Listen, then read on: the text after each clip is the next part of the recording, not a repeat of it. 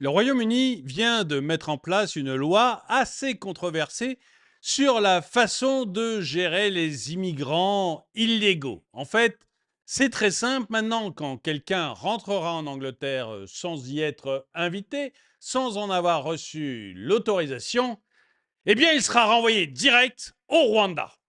Bonjour et bienvenue dans cette nouvelle vidéo de DME en direct. Comme toujours, si vous n'êtes pas abonné, eh ben, je vous suggère de le faire et de cliquer sur la cloche pour être prévenu lorsque je sors une nouvelle vidéo. Et je remercie Sicario qui m'a envoyé cet article dont je vais vous parler. Donc, si vous êtes illégal maintenant au Royaume-Uni, si vous arrivez de manière illégale au Royaume-Uni, le Royaume-Uni s'est doté d'une loi pour vous virer directement au Rwanda, quelle que soit votre origine. Ils ne se cassent plus la tête à savoir d'où vous venez. Vous savez qu'il y a beaucoup d'illégaux qui ont tendance à détruire leur passeport avant d'arriver sur les territoires français, italiens, anglais. L'idée est simple, c'est les passeurs qui leur demandent de faire ça. En détruisant le passeport, on ne sait pas d'où ils viennent. On n'a aucune preuve qu'ils sont de tel ou tel pays. Et du coup, eh bien, les autorités refusent de récupérer des gens qui sont en fait indésirables chez eux, il faut être clair. C'est rarement les meilleurs qu'on nous envoie. Et ils refusent de les prendre et ils les laissent chez nous. Bon, le Royaume-Uni a décidé de régler le problème et ce problème-là en disant, bah, écoutez, on passe un accord avec le Rwanda, d'où que vienne la personne, d'où qu'elle vienne d'un pays d'Afrique ou d'un pays autre qu'un pays d'Afrique, on s'en fout. Nous, ils vont tous au Rwanda. C'est direct le Rwanda. Et on va pouvoir voir dans cette vidéo, j'aimerais bien savoir, une fois qu'on aura vu cet article ensemble, si vous pensez que c'est la bonne façon de régler le problème ou si vous pensez que ce n'est qu'un pis-aller. Le Royaume-Uni déclenche une onde de choc en adoptant une loi controversée permettant l'expulsion de demandeurs d'asile entrés illégalement vers le Rwanda. Ce pas radical dans la politique migratoire britannique suscite des réactions acerbes de la communauté internationale, tout en ouvrant un débat complexe sur le droit de l'homme, la coopération internationale et les enjeux économiques.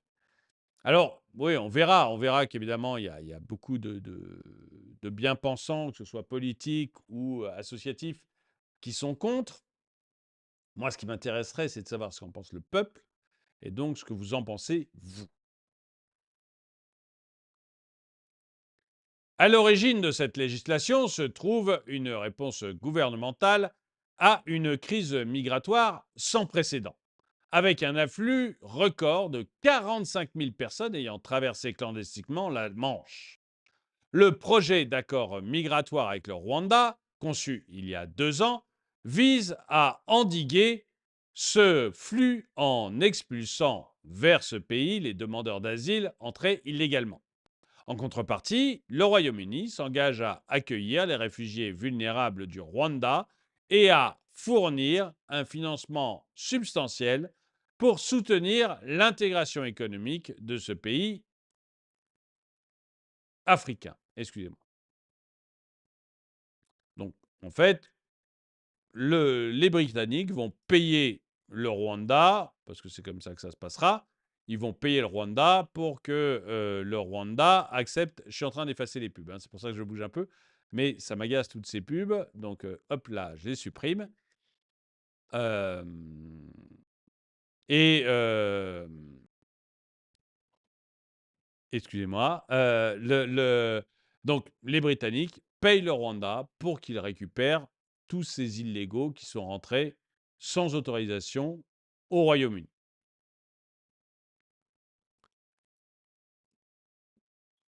Les chiffres dévoilent l'ampleur de cet accord. Avec une enveloppe financière de 500 millions de livres sterling et des frais supplémentaires par personne pour le transport et l'hébergement, point.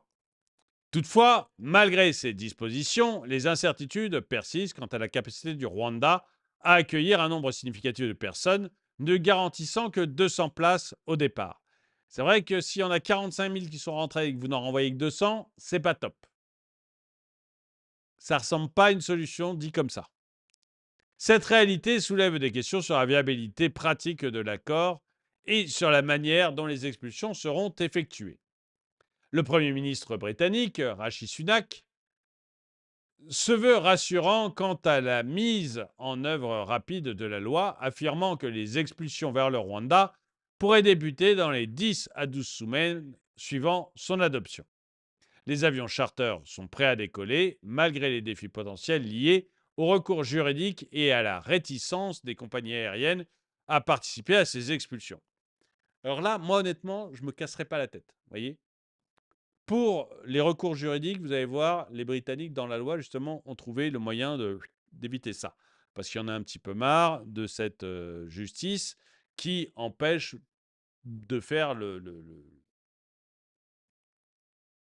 faire la justice. Je rappelle ce cas d'un terroriste, jugé terroriste, hein, donc pas un prétendu ou pas une... Non, un gars qui a été jugé pour terrorisme, qu'on voulait renvoyer en Algérie. Il est algérien, il n'est pas français.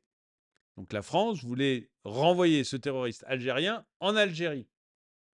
Et la justice, la Cour européenne des droits de l'homme, a jugé qu'on ne pouvait pas le renvoyer en Algérie parce qu'il risquait que l'État algérien lui fasse du mal. Donc il valait mieux que ce terroriste fasse du mal aux Français sur le territoire de France, plutôt que de risquer que lui, on lui fasse du mal en Algérie. Terroriste algérien, hein, honnêtement. Je veux dire, quand on est là, on en est là. À mon avis, c'est pas mal de faire en sorte que la justice n'ait pas trop son mot à dire. Et vous allez voir, donc les Anglais ont fait en sorte que la justice n'ait pas trop son mot à dire. Vous verrez ça. Donc ça, c'est le premier point sur lequel ils ont trouvé une solution. Et puis ensuite, c'est les réticences des compagnies aériennes. Alors là, franchement, hein, de la part d'un État, à mon avis, les Britanniques n'ont qu'à dire à British Airways ou à je ne sais qui, vous n'avez pas votre mot à dire. L'avion, on le réquisitionne s'il le faut. Donc, vous vous démerdez comme vous voulez. Soit vous les prenez à bord, soit je réquisitionne votre avion. Et ça va être vite vu. Là aussi, voilà, ouais, pourtant je suis un libéral. Mais il faut expulser des gens. L'État doit payer un billet d'avion, ça c'est normal. Mais si jamais la compagnie estime que non, elle est contre ça à cause de je ne sais pas quoi, de je ne sais quelle idée, ok, il n'y a pas de problème. Dans ce cas, on réquisitionne l'avion. Vous allez voir que les compagnies aériennes n'auront plus de réticence. Elles seront d'accord.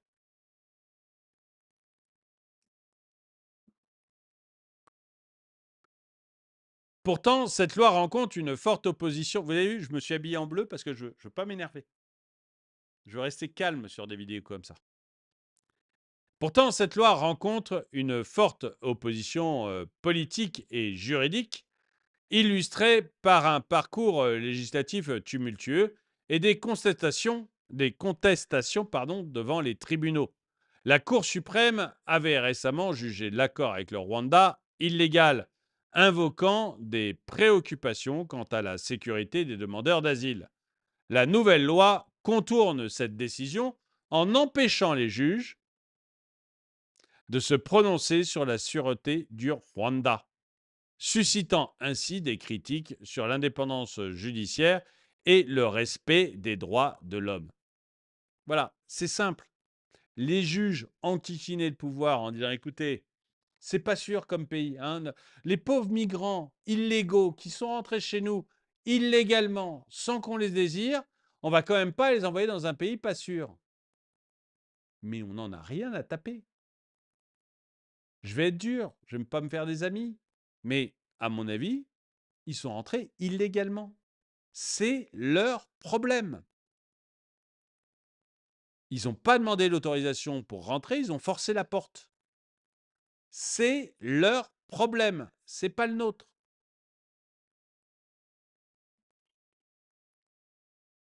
Dites-moi si vous êtes d'accord avec moi, hein, mais moi je pense qu'il y a un moment, il faut arrêter de se laisser emmerder. Il faut prendre des décisions.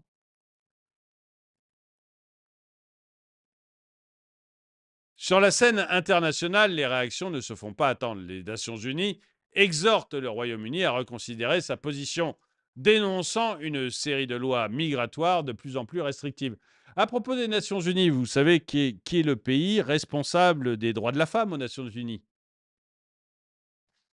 Et il a été nommé il n'y a pas longtemps. Le pays qui va être en charge du groupe des Nations Unies sur les droits de la femme, c'est l'Arabie Saoudite. Donc, les Nations Unies, fermez bien votre bouche. Parce qu'en termes de ridicule, vous êtes tombé dans le maximum.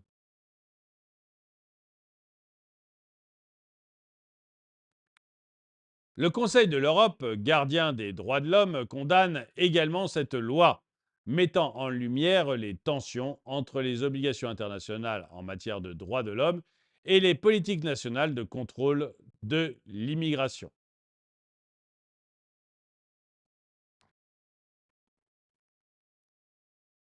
Pendant ce temps, le Rwanda accueille favorablement cet accord, soulignant sa volonté d'assister les personnes relocalisées sur son territoire. Cependant, les implications à long terme de cette coopération restent incertaines, tant sur le plan humanitaire que sur le plan économique. En conclusion, l'adoption de cette loi marque un tournant dans la politique migratoire britannique, suscitant des débats passionnés sur les droits de l'homme, la souveraineté nationale et les relations internationales. Alors que le Royaume-Uni cherche à renforcer son contrôle sur l'immigration, il se heurte à des critiques sévères quant au respect des normes internationales et à l'impact potentiel sur les droits des réfugiés. J'aimerais bien savoir, vous, vraiment, ce que vous en pensez, voyez. Moi, je suis pour. Voilà, je vous dis, je vous donne ma position à moi, je suis pour. Je trouve que des gens rentrés légalement, qu'on s'en occupe, c'est très bien. On a signé une sorte de contrat avec eux, on leur a dit, vous pouvez rentrer légalement sur le territoire, ils rentrent, on s'en occupe.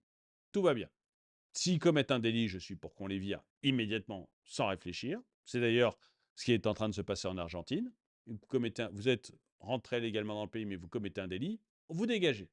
Je serai exactement pour la même chose en France. Et pour ce qui est de ceux qui rentrent illégalement, je serais mais tout à fait pour passer à un accord avec un pays, je sais pas, le Maroc, le Rwanda, pourquoi pas?